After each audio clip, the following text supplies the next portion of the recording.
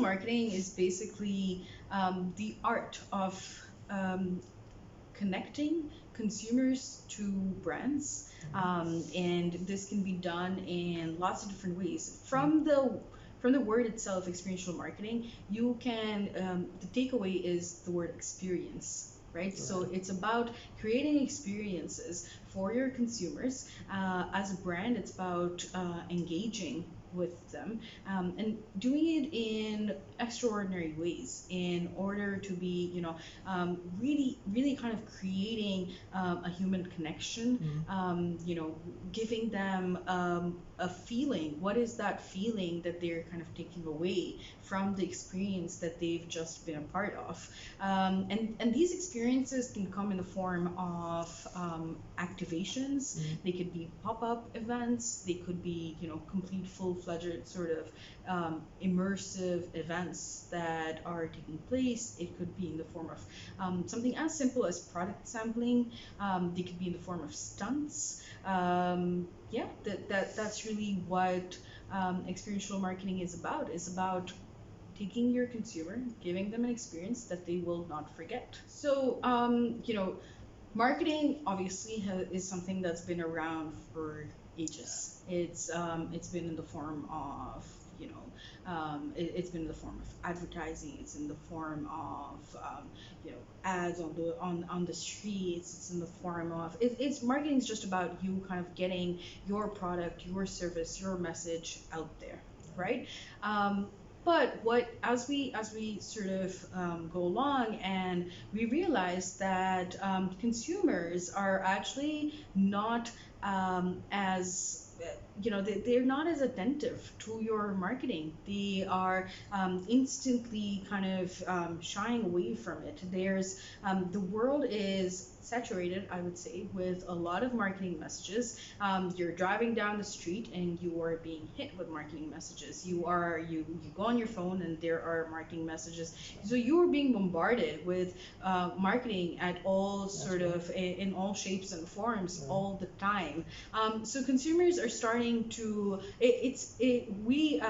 brands are starting to realize that that's not as effective as it used to be anymore. And that's when, funnily enough, people that actually go people go out of their way Mm. to avoid marketing. They do that, but ironically they would also go out of their way for a new experience. So when you as a brand are coming in and you are saying that I am giving you a new experience, and you are subtly sort of incorporating your marketing message into that experience, your consumer is happy. That obviously then eventually leads to your brand loyalty, because you're making them feel something. You're not you're kind of incentivizing people to really connect with their brands. And that's when brands are getting sort of creative these days as well, because experiential marketing does give you that room to get creative. So experiential in as essentially is about a lot of times is about live experiences. It's about really sort of physically immersing your audience into the experience that you're creating. But given especially given the pandemic that we've kind of that has come on in the last couple of months, we've actually realized that brands can get creative with experiential marketing. They can still make consumers feel a certain way without necessarily having them to actually physically be in a specific place physically, right? So this is where virtual solutions have kind of have really proven that they are just as effective in creating that sense of, because when you really look at sort of experiential marketing, yes, it's about creating an experience, but that experience, no one said, has to be live. It's about giving them that feeling that you kind of want to take away, just like I mentioned, that how are you making them feel? What are they taking away from it? How are you kind of connecting with your consumer on an emotional level, or how are you on a human level even? How are you doing that? You want to surprise people. You want to give them something that is that is out of the ordinary is something that they want to talk about, they want to share with their friends, and that is still possible in through sort of virtual experience. I think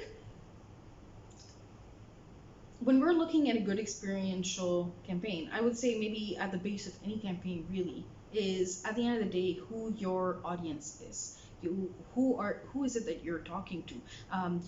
If initially a lot of we were all about sort of demographics and who is this person that we're talking to? How old is that person? Where does that person come from? But these days, that's not as important anymore. It's more about the psychographics. It's about what is that person like? It's about what is that person doing on a daily basis? Really getting in-depth insight into what is it that person that you're talking to, how can you bring an experience that is kind of personalized to them. And that's when in experiential marketing, that I would say is maybe the base of it.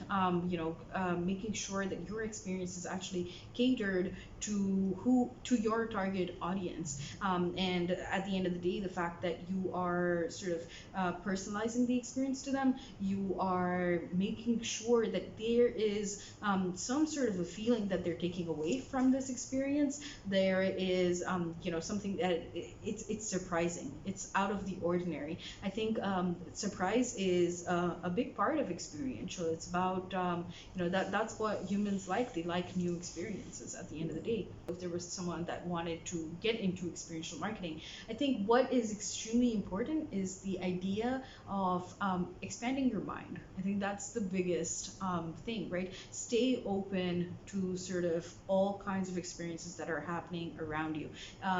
You don't you never know what is relevant. You could be it's about just sort of being a sponge, being able to absorb everything around you, regardless of whether this is news, whether these are this is experiences that you're just daily life. Really just be a sponge, sort of absorb everything around you, and that will give you just insight into human behavior, and you never know as to what insight is going to match your next brief.